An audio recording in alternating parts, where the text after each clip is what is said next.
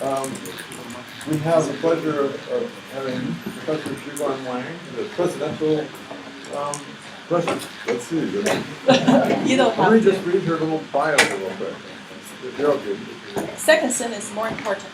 Oh, okay. Well, Xuguang Wang is the professor and presidential research professor at the University of Oklahoma. He currently directs the multi-scale data assimilation and predictability lab at the University of Oklahoma. Over the last 10 years, Professor Wang and her team have developed extensive collaboration with EMC and other NOAA entities on the R&D of data assimilation for a wide range of scales targeted on global prediction, convection line, hurricane prediction, and convective-scale severe weather prediction. Dr. Wang and her team are also excited about and have made extensive efforts on transitioning the DA R&D into operation. You can ignore the rest. Yeah, I think what I really want to say is over the last 2 years, our group has developed very extensive collaboration with NOAA, including EMC and other organizations. So that's been a valuable experience for both sides, I think. So as many of you may be aware of, I'm here on sabbatical. Actually, for the entire fall, I'll be here. So thanks for EMC for hosting my sabbatical. And I actually have 3 goals for my sabbatical. The first one is, currently our lab has quite a few ongoing R2O projects on data simulation. And so I'd like to use the opportunity to speed up the R2O transition, operational transition. And second goal is, I'd like to develop more collaboration with EMC and other entities at NCWCP and in the new UFS context. And lastly, welcome. And lastly, we have worked with NOAA, EMC, and other organizations over the last 10 years. So we have collect some experience working with NOAA for collaborations and R2O. So hopefully we are able to share some experience, also share some lights for how university could work with NOAA in the coming UFS Unified Forecast System context. So those are my 3 goals. So before I start my seminar, I really want to acknowledge a lot of students and postdocs, early career scientists I have been very lucky to work with. In the interest of time, I'm not able to cover all the work we have done, only some highlights. This thing on the right.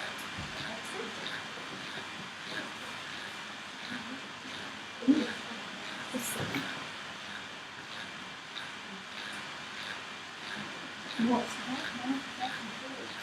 It's the light. This one? No, not that one.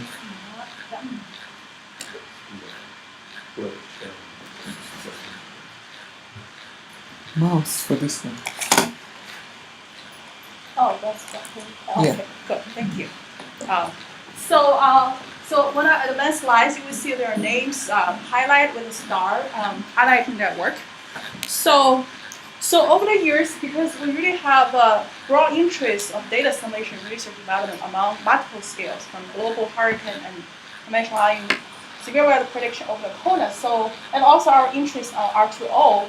So we actually developed extensive collaborations with a lot of NOAA organizations, including EMC, as well as PSD, GSD, and Excel, locally from NOMA and HRD back in Miami, and also SPC, also in NOMA. So in the meantime, we really appreciate valuable support, funding support from R2O programs like NGGTS, like GTTI, HFIT, and HRDP, etc. So I'm pretty sure the return investment is big. And so overall, our lab has interest on data simulation in a variety of aspects, including data simulation algorithm development. And also we like to apply those new algorithms into a variety of real and WP systems from global to convective scales. We're also very interested in assimilating a variety of observations, including in situ and remote sensing observations, like satellite and radar. And we're also very interested in using data simulation as tools to understand dynamics and predictability. Of course, I'm not going to cover all of this, but since I'm here, we are open to discuss and to develop collaborations. And the last point, which I think is perhaps pretty unique for our lab, we are very excited about transitioning our research to operations. So basically the approach we have been taking so far is to conduct research directly on the operational data assimilation system. Therefore, we are able to transition our research directly into operational system straightforwardly. So, and so I have 3 parts in my seminar. I think each of them perhaps deserve its own seminar. And but I'm here, as I said, we can discuss in details as well after the seminar. So I may not able to discuss in the amount of details that I prefer, but you're welcome to talk to me afterwards since I'll be here right before Christmas.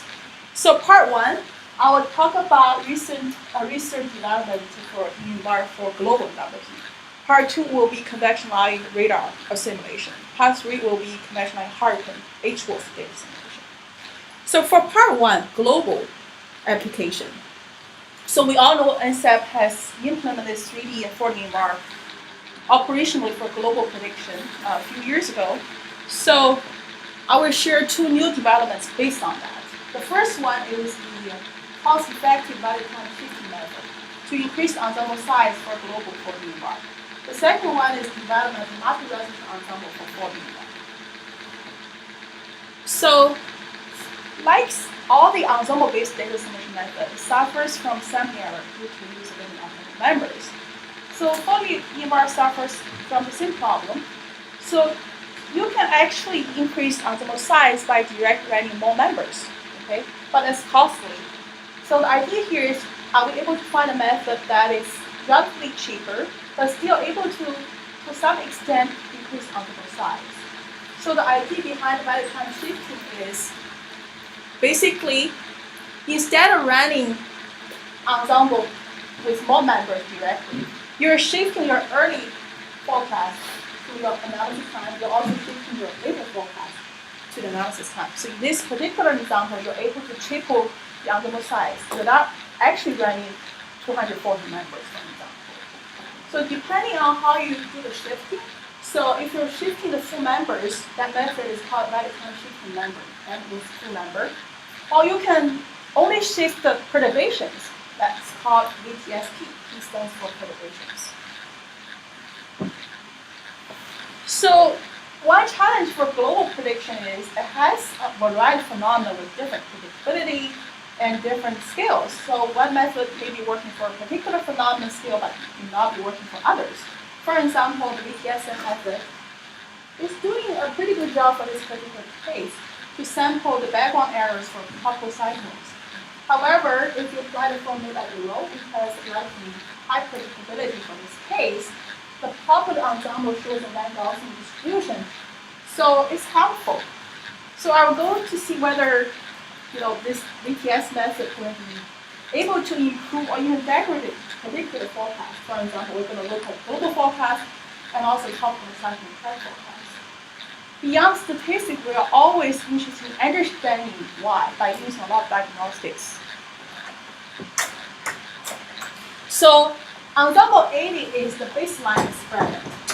And so it's almost the same as operational system, except we're using reduced resolution. Okay, so we're running like 10-week period over summer. And Ensemble 240 is the experiment where you directly increase ensemble size by running more members, from 80 to 240. So this is more expensive compared to Ensemble 80. So these two are actually the value time shifting methods properly for the EnVar system. So in both cases, you're not running more members directly, and by shifting, you're able to pop ensemble members from 80 to 240. So your EnVar is still ingesting 240 members. Okay. So I mentioned the VTS method maybe having an advantage being relatively less expensive. So we are having this table summarizing the cost based on the experiment we conducted on JET, NOAA computer. So we use Ensemble 80 as a reference. Ensemble 240 is about 2.6 more times of Ensemble 80. So here we're including both the CPU time and also the I/O time as well. So it's a total work log time. And the VTS and VTSP method, depending on how much you want to shift, you want to do 1 hour shift, or 2 hour shift, or 3 hour shift, the increase of cost is about 23 to 27%. So it's a lot less compared to the Ensemble 240. Okay, now let's look at the performance. So the first thing we did is to evaluate just 6-hour forecast against radio sound observations. So what's showing here is the relative improvement, percentage improvement. We know Ensemble 240 should be better than Ensemble 80, but this one's more expensive. So the idea here is to see to what extent the VTS method is able to recover the improvement made by the more expensive Ensemble 240 method. So if you look at them closely, and you will find these dash lines, okay, blue dash lines, which is VTSP, with 3-hour shifting. That one produced the most consistent positive improvement. And it's recovering about 50 to 60% of the improvement by the Ensemble 240. But it's less expensive. So this is the forecast up to 5-day forecasting time, so 0 to 5 days. And so this is verification against ECMW analysis. And this is the RMSE difference between the other experiment and Ensemble 80. So Ensemble 80 is used as a reference. So whenever you see a blue color, that's saying the other experiment is more accurate. And whenever you see red, that means the other experiment is degraded. It's even worse than Ensemble 80. So this is temperature and this is wind, and each column is representing different experiments. So not surprising, Ensemble 240 is better. It's almost everywhere you see an improvement at different levels. Okay, y-axis is level. And interestingly, okay, by the way, this is the VTSM method. You're shifting the entire members, the full field, not the perturbation. And about 100 millibar, you see improvement. But below that, you start to see degradation. And if you're using longer shifting to like 3 hours, you see more degradation. That's pretty interesting. Okay. So what about the method which is only shifting the perturbations? You still keep the ensemble background mean. You're only shifting the perturbations to copy the ensemble size. So now you see a better or more consistent improvement using this method compared to the VTSM method. You see perhaps the majority of the largest improvement by using a 2-hour shifting, okay, for the VTSP method. So the question is, why the VTS and VTSP, they show different impacts on global forecasts? So we did quite a few diagnostics. I'm just going to share several of them. So we all know that for data simulation point of view, the background ensemble correlation would be very, very important quantity. So one thing we want to do is to evaluate the accuracy of the ensemble correlation. Okay? So we define this quantity called ARCE, basically using Ensemble 240 as your reference truth for the correlation. And you see how the other experiment is comparing with that. So this is the RCE. Let's see whether it's making any sense or not. Basically, in 1 means small correlation, in 10 means large correlation. So the higher the value, the worse of the correlation as accuracy. So one thing we learned is, Ensemble really, really has a tough time to estimate small correlation because you see a lot of value there. It's also showing Ensemble is also struggling, or more struggling on estimating the cross-level correlation compared to the autocorrelation. So that seems to be making sense. Okay, then we're using this metric to evaluate VTS and VTSP's correlation. And we found whenever you see a negative value, that means the VTSM method is producing worse correlation compared to the baseline Ensemble 80. Whenever you see a positive value, that means improvement. So we do found VTSM degrades correlation, okay, especially when you're using a longer shifting period. The VTSP, on the other hand, is improving the correlation accuracy, especially when you're using a longer shifting period. But that seems to be consistent with the results that you have seen earlier. So this is another diagnostic. For the same ensemble size, we really hope it's producing more, it's more effective in terms of sampling errors. So one way to measure that is to use the rep. So this is the EP mentioned, okay, estimation, okay, for all the experiments. So for the black line is ensemble 80, okay, And the orange line is ensemble 240. We do see the orange line is more red, which is good. Okay, that's what we expect. All the other colored bars are the EPS method, and this is EPS and this is EPSP. And you can see, okay, we are having more rank compared to the black bar, which is on baseline, and which is good, but it's smaller than ensemble 240. And when you have a longer shift interval, EPSP seems to produce more rank compared to EPSM. Okay, that seems to be also explaining what we are seeing for the results.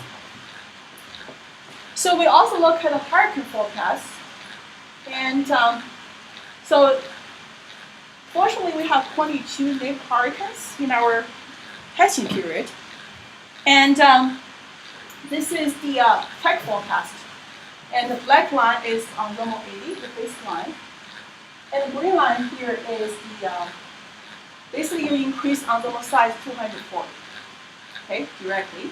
So you do see the improvement of tech forecast, okay, orange versus the black. Okay, what about the VTS method?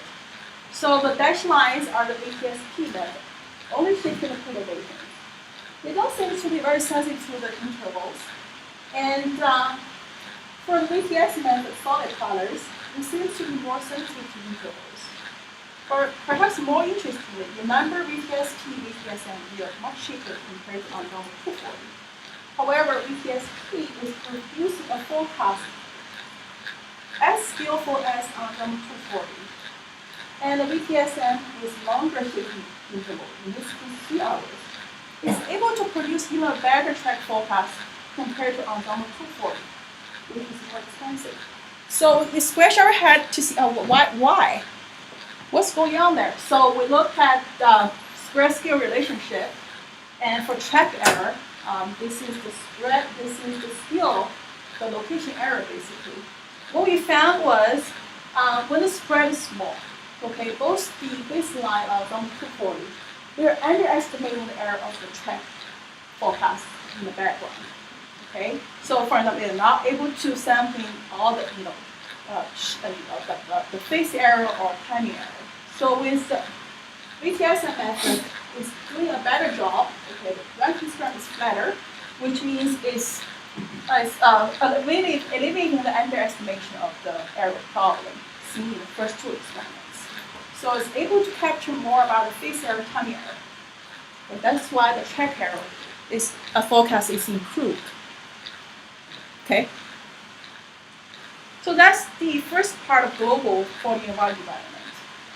I'll pause a little bit, and before I start this one. So this one, we're trying to solve a different problem. So basically, because we are always constrained by the computational cost. So the current system, operational for the EnVar system, is running a low resolution ensemble compared. And the reason is because running ensemble at high resolution is very expensive. For example, in a current for the EnVar system, you have the option of producing a low resolution analysis equivalence, okay? Because you are running very low resolution ensembles. You also can do something called dual resolution. You are creating analysis equivalent at high resolution, but that's only coming from a high resolution static clearance. Okay, the ensemble is still run at low resolution. So in most cases, the small scales were not sampled by the ensembles. The small scales can be very variable, flow dependent. That's perhaps the part we really want to use to advantage of the ensemble covariance. Okay. So, is there a way to still include flow dependent high resolution background errors covariance while not introduce a lot of additional cost? For example, can we use initial time lag high resolution control forecast? Or we only need to increase resolution for partial numbers, not 80 numbers. And how would that actually compare with theoretically increasing resolution for all numbers? Okay, so in order to address that question, we do have to do some development for the EnVar. Basically, we introduce additional control variable term. That way, we are able to ingest ensemble with a mixture of high and low resolutions. So that requires, work on GSM minimization and new equations. With that, we are able to address the question whether if we have a mixed resolution ensemble for the EnVar, how does that compare with experiment using low resolution ensemble? Now, how does that compare with experiment where everything is run at full resolution? Okay.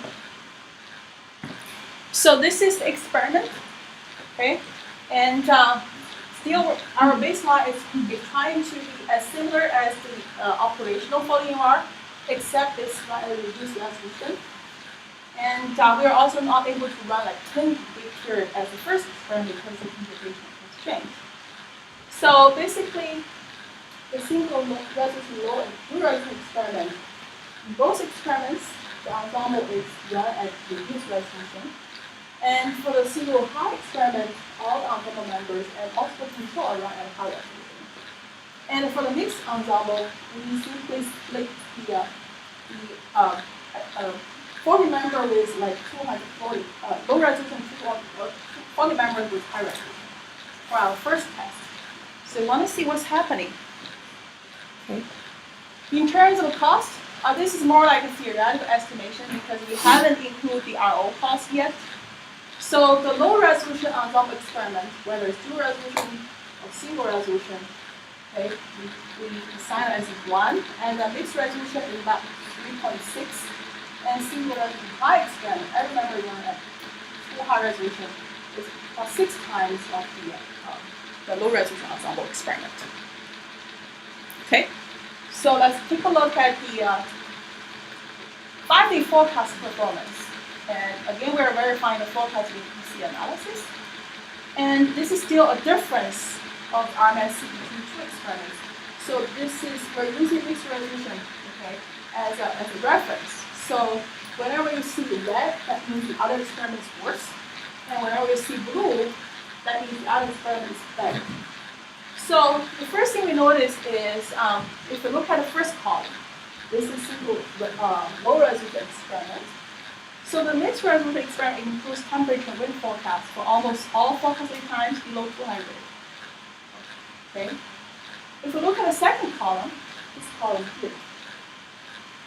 So mixed resolution shows statistical significant improvement than the dual resolution for all levels after 12 hours. Okay. See the red after 12 hours. Okay. And this one, you don't seem to see a consistent difference between mixed resolution and full high resolution experiments, except perhaps temperature over here and like wind and wind level short lead times. But remember, this guy has less cost compared to that one. Okay. So we also look at the hydrogen track forecast. So I have 4 lines here, single low experiments, okay, dual resolution blue, and the other 2 experiments. The red is mixed resolution, the green is high resolution. Every member is run at high resolution. So one interesting point we see here is, for example, these 2 experiments with high resolution ensemble, they do improve upon the experiment using low resolution ensemble. And in the meantime, the difference between these 2 experiments is not significant. Okay? Although one is more expensive than the other. Okay. So now we are doing a diagnostic to understand why it's improving compared to the low resolution experiments. So we tried the Vivalate power spectrum for energy for the analysis of increment over a period of time. So Vivalate is powerful because it shows the increment as a function of both scales and also the location. This is the longitude, this is scale. So up here you have a smaller scale. So this is for northern hemisphere, tropical region, southern hemisphere, and this is for full experiments. So one thing we noticed is in the tropical region, okay, over here, these 2 experiments with high resolution ensemble seem to be producing analysis increment with high power compared to the other experiments. So we are trying to identify where it is. Okay? So what we found is those regions are corresponding to a region in the tropical region where you have convection associated with typhoons, okay, at that time. So mixed resolution is able to produce large power analysis increment compared to low resolution ensembles. That's what we deserve, right? Really, for convective active region, we really want high resolution ensemble to resolve that. we also use the RCED to understand whether the ensemble variable correlation is included or degraded. Okay, when we increase ensemble resolution. So basically, over here, this is for different levels, and whenever you see about 0, that means the correlation from the ensemble, the high mixed resolution ensemble is better than the low resolution ensemble. So we actually see a majority of the improvement using the mixed resolution ensemble is coming from autocorrelation. And for the cross correlation, we don't seem to see a lot of improvement by increasing the ensemble resolution. Okay. So we take one step further. We now look at the ensemble correlation accuracy for different scales. Because we have low resolution ensemble and high resolution ensemble, it's very interesting to see whether at small scales it's improving more or large scales improving more. So we basically separate them naively into 2 scales, large scale and small scales, and look at different hemispheres, northern hemisphere, tropical, and southern hemisphere. And whenever you see the red line is below the blue line, that means improvement relative of the mixed resolution ensemble compared to the experiment using low resolution ensemble. So for small scales, you do see improvement for almost all the 3 hemispheres. And especially for the autocorrelation, same variable correlation. If you're seeing, look at cross variable correlation, most improvement is seen in the southern hemisphere and northern hemisphere. For large scales, you also see some improvement, especially in northern hemisphere, southern hemisphere, for the same variable correlation. Okay.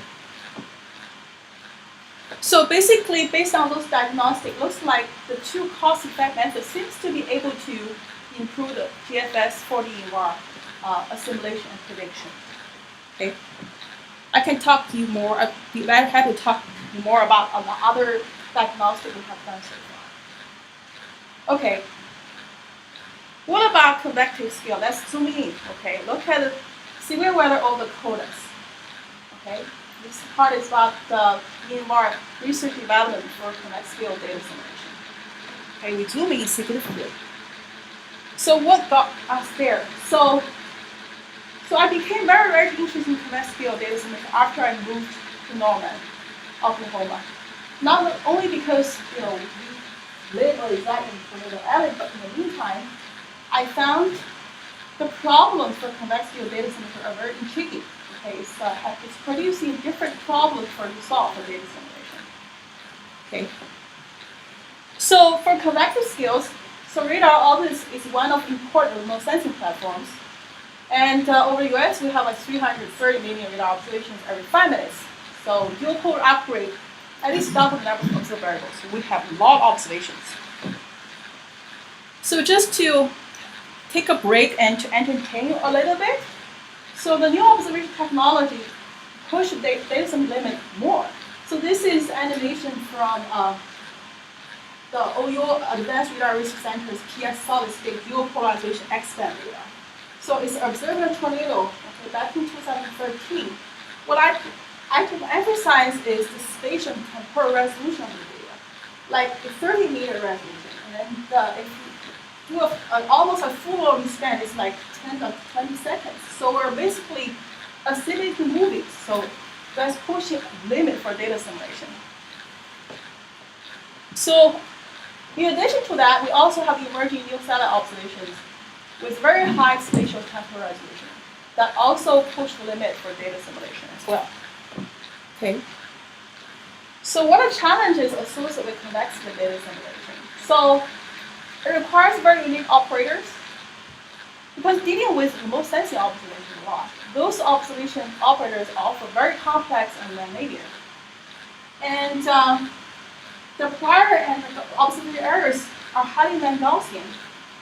And the cross-variable relationship is also important because remote sensing observation is not necessarily observing model state variables. It's also heavily reliant on the microphysics scheme in that model. Okay? And as I said earlier, we're dealing with much higher resolution data in space and time. Some of them is even more, it's like adaptive capability. Okay? And the system we're dealing with very short-lived. with very short predictability. So another challenge is it's a multi-scale problem for data simulation because it requires you to estimate not only the storm properly, but estimating the supporting environment properly. Otherwise, you can lose the forecast very quickly.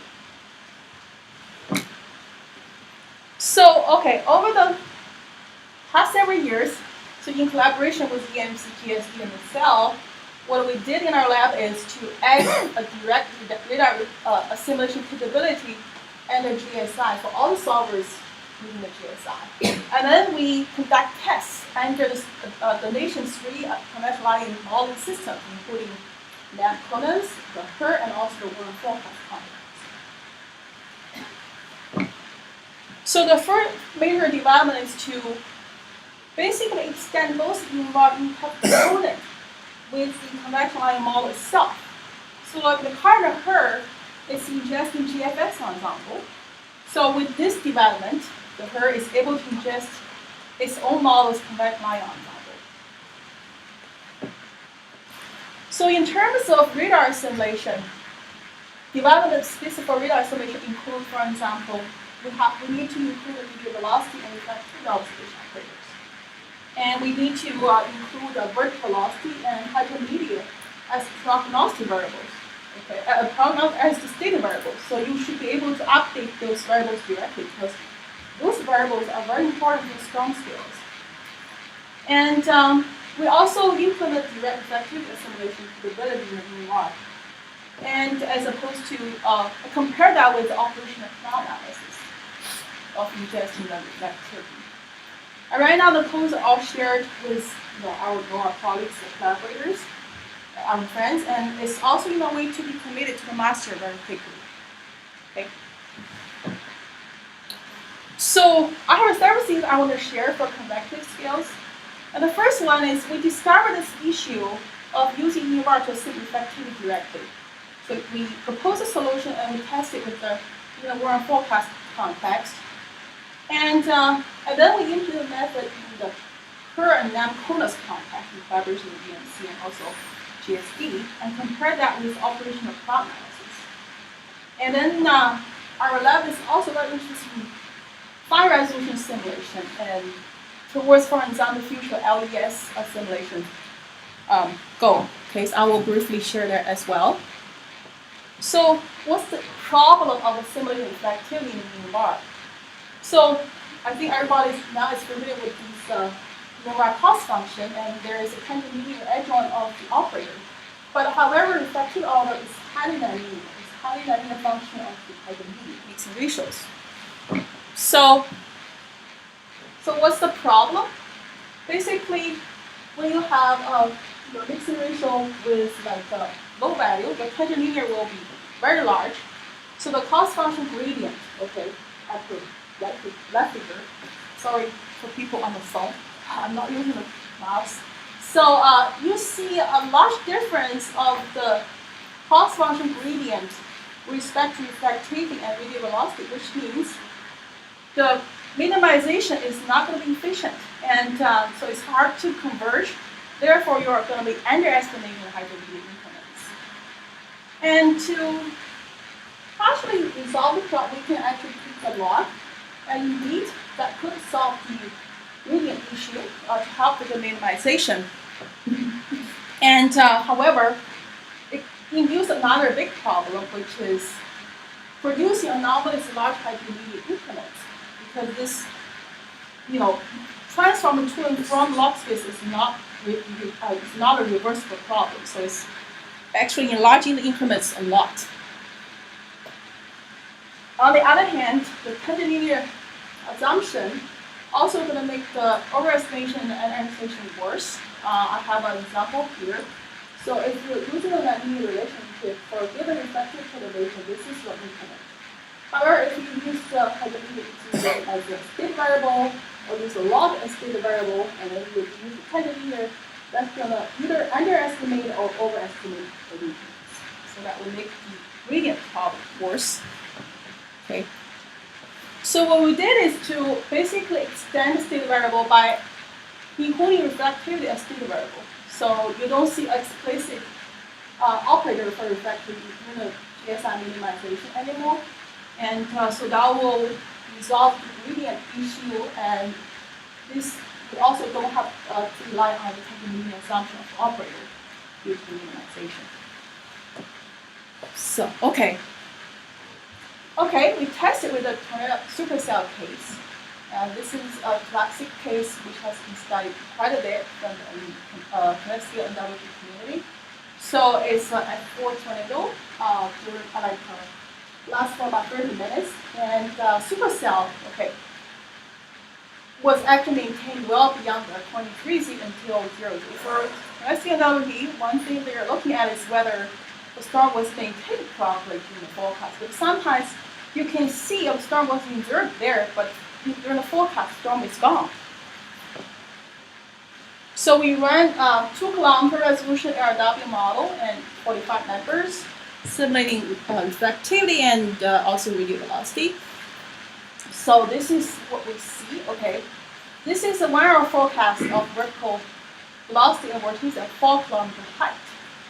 So this is using the extended state method. This over here is a track of the observed tornado.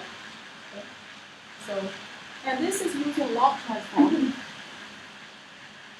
So if you follow this, so it's quickly dissipated and replaced by a skewer storm behind it. For this one, it's much better compared to the log. However, it's not maintaining the storm as long as using the extended state approach. So I always encourage the group to interpret your results from both the data simulation point of view and from storm dynamics point of view. You have to make yourself comfortable for both. So why are we seeing a forecast difference like that? So the first thing we see is the analysis coming from data simulation. So as discussed earlier, model approach will overestimate the increments, and the mixing ratio state variable approach will be underestimating the increments of the hydrogen. So the graphical analysis can actually reflect that. And that gets translated into the storm dynamics, because this one will be producing a very too strong a cold pool. This will produce a too weak a cold pool. So in those cases, we are not able to maintain storm because they are not actually help the construction interaction between the level cycle and surface circulation. So data simulation and dynamics, they come together. So with that to implement and the result being interesting, we collaborate with EMC and also GSD to try to implement it in a per and non-conus light context and over the entire conus domain. So we drive this with global system and we are simulating both radar and conventional observations. So because we're really interested in seeing whether this method, how does that compare with the operational cloud analysis, what are the differences? If one is better, why? So basically, this is from retrospective tests. And the first column is the reflectivity, and this is the hourly precipitation for 3 different thresholds. And red is the EnVar, and the blue is the cloud analysis, green is the experiment where we don't assume reflectivity anyway. So this is the NPS method. Basically, you see EnVar is improving the forecast compared to the cloud analysis. And cloud analysis is also better than not assuming reflectivity at all. But the difference seems to be more limited compared to the EnVar method. We also verified this with the objective method by our group as well. The result is consistent with the traditional method. So the question is why GSC EnVar will be better than a cloud analysis. So we try to diagnose those using case studies. So basically, one thing we found is the EnVar, by simulating with zero reflectivity, no precipitation observation, is able to suppress the spurious convection better than a cloud analysis. Suppressing the spurious convection better. So another thing we found that it can explain the difference of the performance is the EnVar is relying on ensemble correlation to tell you when you are simulating reflectivity, you're incrementing the hydrometeors. In the meantime, it's also telling you how to update, for example, updraft. dynamic field. So, but for cloud analysis, it's not able to do that directly. So for example, we're inserting heterogeneous with cloud analysis, was not able to update Opera consistently during that process. So even you have a storm there, it quickly collapses because you don't have a supporting dynamics. So given those, and we started to do this real-time testing of the EMR hybrid system with radar assimilation since 2017 through NOAA's Texas Weather Testbed, in collaboration with many NOAA colleagues for this effort. So what's shown here is this spring, May 2018's effort, and it's actually you can actually find the results on the website. For this test, we're using a Purvey system, and based on the subject evaluation, the system was developed to perform pretty decently well.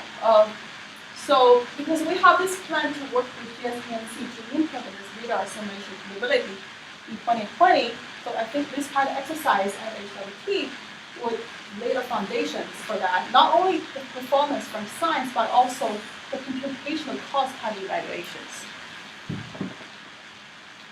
Okay.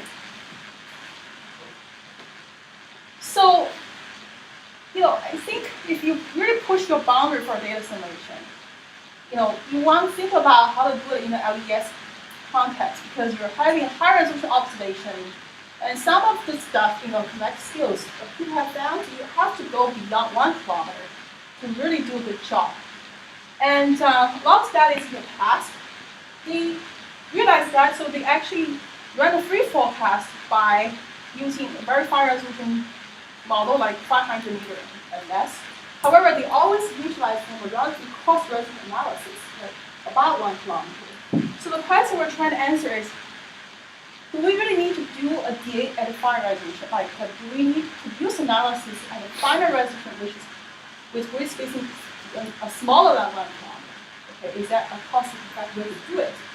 So what we did is to take advantage of the GSI dual resolution EMR capability, okay, for the forecast context, and we produced an analysis at 500 meter resolution by ingesting Ensemble at 2 kilometers. Okay. So this is how we design the experiment. For this single low resolution experiment, basically your control number Ensemble all around 2 kilometers. And before the first forecast, you downscale that to 500 meter, and then you run 500 meter forecast. For the dual resolution experiment, your control at 500 meter, you're ingesting 2 kilometer Ensemble, you're producing 500 meter analysis, and run 3 forecasts from there. Okay, so now is it not advancing? All right. So the question doesn't matter a lot. So we have so far only a case study. This is the same supercell case that I shared with you earlier. So it's 2003 OPC tornado, and basically it started with F0, F4 intensity and dissipated and quickly re-intensified up to F4 intensity. So to forecast that trend, if you compare these two experiments, this trend is perhaps only captured. It's better captured by dual resolution with 500 meter analysis compared to 2 kilometer low resolution experiment. So that's very interesting. Okay. So we started to look at the difference of analysis to see how come they're actually producing such a difference in the forecast for the evolution of intensity. So I'm not able to share all the details, but I want to share 2 things. First of all, if you look at the first row, you see a stronger, broader mid-level downdraft in the dual resolution experiment, okay, than the single low resolution experiment.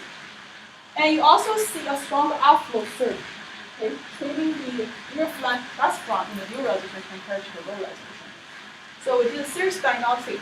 Those differences can be translated into subsequent forecast difference. Okay. Okay. Let's take a break and we can talk about. Take a break. Talk about a hurricane. So we have global, we have convective radar. Now we're dealing with a another beast, which is very difficult for a data simulation problem as well, which is the convection allowing hurricane prediction. Okay. So this is actually found about HFIC, but I think there's no use for the group here. So basically, we first developed a prototype EMR system for the HWorth. Okay. And last year, the system based on this prototype became operational. You know, there's a lot of collaboration with EMC and also HRD for this. So one thing I want to see is whether this development is worth that or not in terms of improving intensity forecast. Does it give us any hope to improve the intensity forecast? And with that system, we're also able to start to evaluate or review the impact of a variety of in situ or remote sensing inter-core observations. And also, when we try to understand the intensification forecast problem hurricanes, we notice that if you just advance DA, that's certainly not going to be efficient, not going to be sufficient, okay? But if you have a more advanced data simulation that can help you to review model physics error, which is also contributing to the intensification problem. So I'm not going to talk a lot of details. So basically, in this prototype EnVar hybrid system, for HWorth, it has several capabilities. It can follow the storm to do continuous cycling. It's dual resolution, it's 3D and 4D EnVar capability. It has both capabilities. You can also do variable interval, like 30 minutes or 15 minutes of simulation. You can simulate almost all operation observation, including the airborne, insidious readings, not clouded readings yet. It's also integrated with the vortex modification or vortex relocation package from the current operational HWorth. So with that, we try to see whether it's showing any potential to improve the intensity forecast. This is 2014 at work, and when we look at this, at work, we do the entire storm verification. We noticed that the hybrid system was able to improve the intensity forecast. The black line is the reality, and red is operational. It's mainly coming from the fact that it's alleviating the spin-down problem by the operational report. Okay, so there must be something different in the analysis that caused such a difference in the subsequent forecast difference. So when we look at it, okay, we want to see the difference of analyzed storms. So we averaged azimuth initial stability, radial wind, and also tangential wind, only during the intensifying stage of at work, to see whether there's a fundamental difference of the two in terms of how the storm is analyzed. So this is hybrid, this is operational HWorth. Basically, compared to operational work, the hybrid analysis has a stronger inertial stability, smaller radius, maximum wind, stronger tangential wind, and shallower inflow. And then if you look through literature in the past, you will see that this kind of structure is more consistent with what an intensified storm is going to look like. So this basically at least partially explains why we're seeing the subsequent forecast difference. So that's encouraging. Okay, it at least give us an encouragement to test this further for the operational HWorth. So with that system, we're able to test a variety of observations. Okay, we have a lot of observations, which is good, exciting. Like for Patricia, we have field Doppler radar, we have flight level, we have surface observations, all from three aircraft, we have CNV observation, we have the job sounds from WP57, and so we would like to use that to understand impact observations. So this is a 12-hour forecast for Patricia. And this is the corresponding ghost searching image, which we use to verify this 12-hour forecast.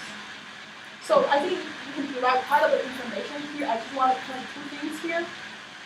First of all, looks like for this particular case, the tail Doppler radar and assimilating the job sounds. Okay, this job sound is very special because it's released very, very high above the hurricane.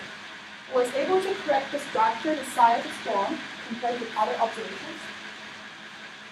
And you always wonder whether there is a value to combine all this together. And just from subject evaluation, looks like there is values combining all of them together. Like we now is able to actually fix this part of convection compared to the observation, compared to just so many cross on observations. So we can do a lot of fun things with the new system. Another thing is, okay, we're using DA2 as I mentioned earlier to review model physics problems. So we did this simply because when we do the Patricia, by the way, is very, very hard case to predict. Very small size, record-breaking intensity, and very record-breaking I. So this column on the left shows the observation, and this is the background without simulating any observations. And this is simulating observation that I just shared with you. And this is using the vortex modification technique in the operation HO to initialize the storm. So you can see by using hybrid for simple observations, you bring the background to be closer to observation, or closer to reality, and the VM seems to produce a large storm which is too strong. Okay, and then we simply initialize forecast to see what's happening. We were very, very surprised from what we see here, because when we initialize each work with the analysis produced by data simulation, it shows a spin down. For the other two, we initialize that with the background without any simulation, or using the VM technique to storm. You don't see much of a pop. There's still maybe, but you don't see such a spin down like when you're seeing from here. So we got it's very puzzling. So why? Okay, so what we did is we just plot the second circulation for the first hour every 2 minutes. We just want to see what's going on there. Okay, and basically, if you launch your forecast from background, okay, you are able to see the second circulation to develop very quickly within 1 hour. Okay. But if you use the vortex modification, remember it's producing a very large, strong storm, which doesn't look realistic. And indeed, the model kind of struggled to adjust that. But still, however, it was able to create a second circulation by the end of 1 hour. And then what about forecast initialized by the analysis produced by data simulation? One thing we noticed that through data simulation is elevating the output layer, which is consistent with the drop sounds. Okay.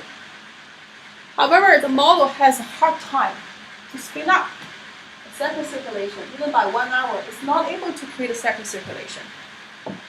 Okay. So when you further look at the analysis to see whether it's realistic or not, is there anything that was weird from our analysis? So Xuguang Wang, they have this zero study showing this subgrid and supergrid oscillation in vertical. Okay, this is actually seen in analysis produced by hybrid. Okay, so that seems to be consistent with your lab model. For vortex modification, you have this super gradient vortex. Okay, so since the HO is not supporting this, is it possible it's because power contribution is too strong, so it's not supporting that? Okay. Okay. And we also noticed this total condensate as function time every 2 minutes. You see some local mechanism. It's suggesting there's problem communicating the moisture heat below and above boundary layer in the HO. So when we implement the use total layer mixing method, it was able to improve this communication. Okay? Maybe there's something not perfect about HO PBL scheme.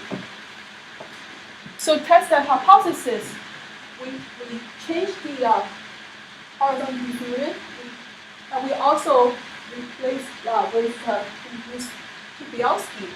In both cases, we chose this look to actually alleviate the spin down problem. Okay.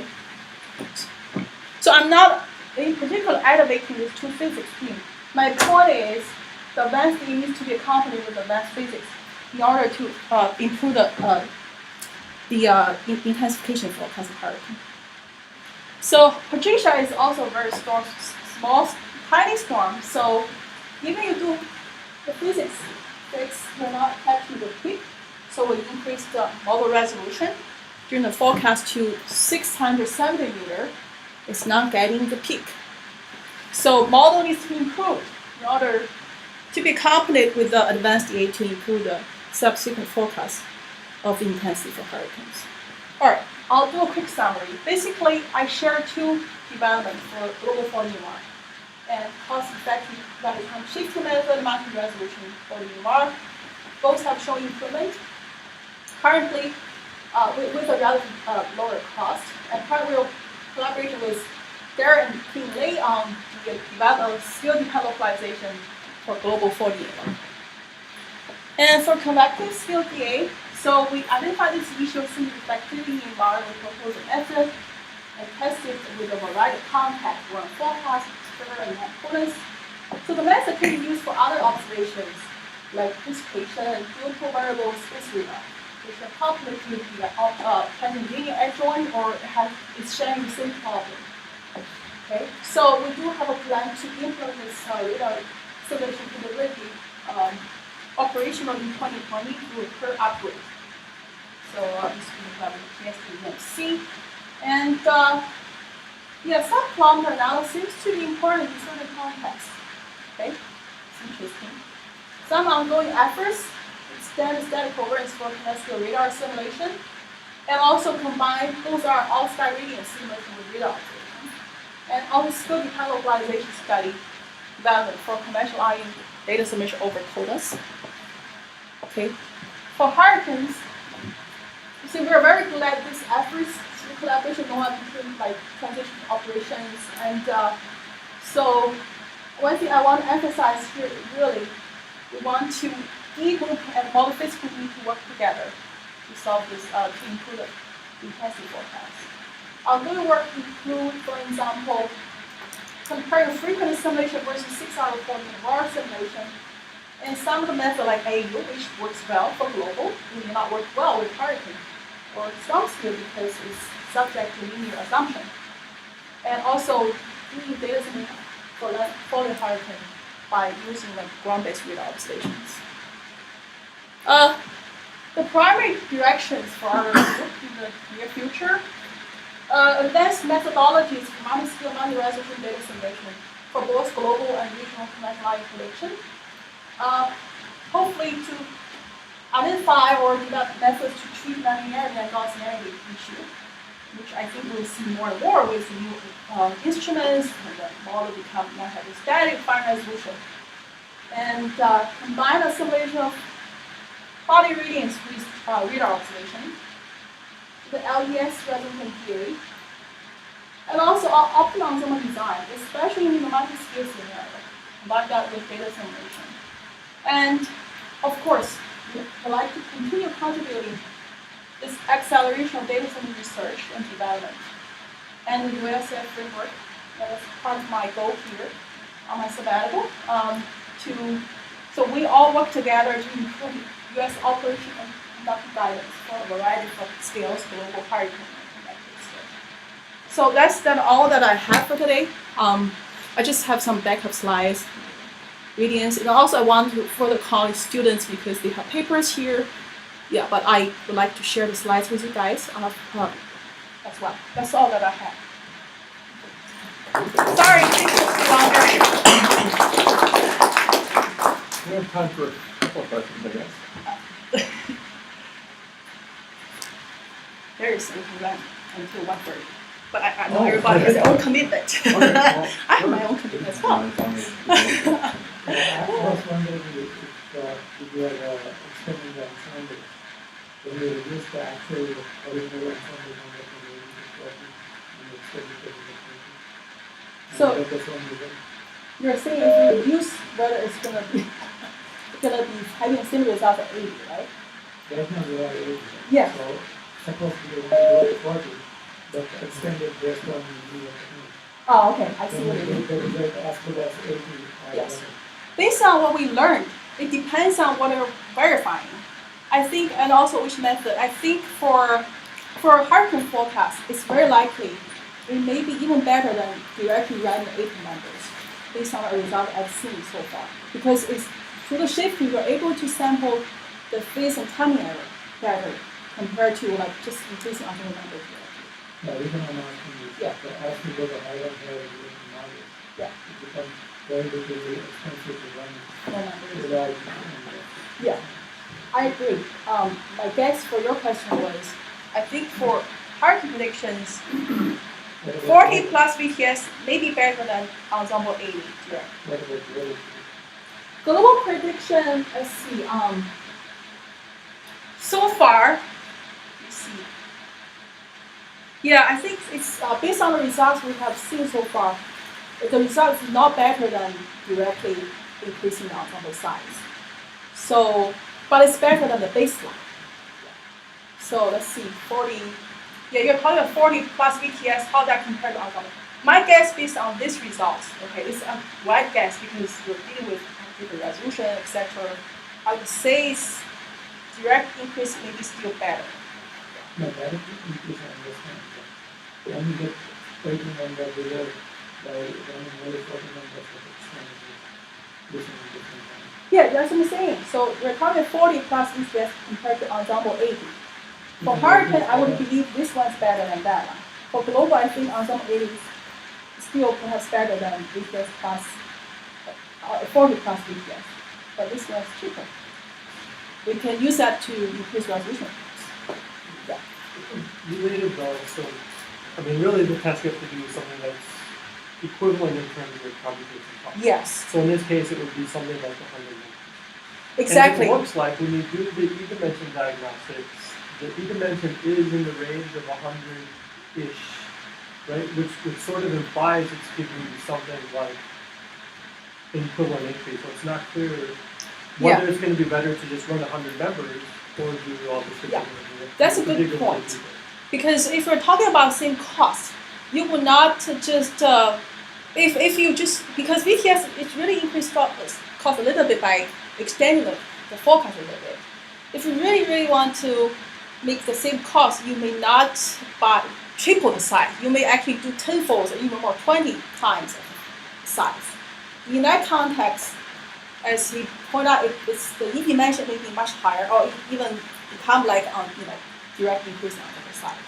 So it's hard to tell, but I think there are two aspects of understanding the problem. One is for the same cost, okay? For the same cost, 40 plus VTF, same cost compared to ensemble 80. How the results going to look like? Because in this case, you can have much more members, a lot of members to be comparable to the cost of ensemble 80. And the other is, compared to the current operation, I don't want to increase much cost, okay? And then to what extent it's going to buy you. So two aspects thinking, basically, yeah. Okay. I saw you previously analysis of a current result. What kind of data do you use Okay, I have in to. the different data should be really change the everything distribution should. Yeah, that's a good. I have to recall the details.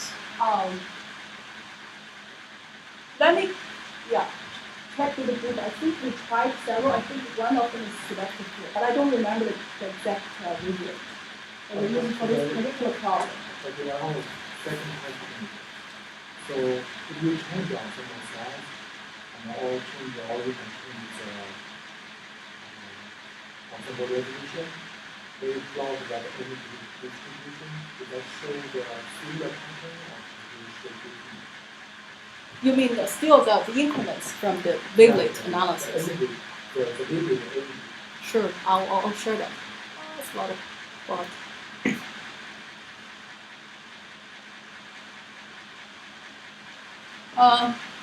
You're talking about this one, right? Yeah. So, to be honest, there are quite a few things to digest here.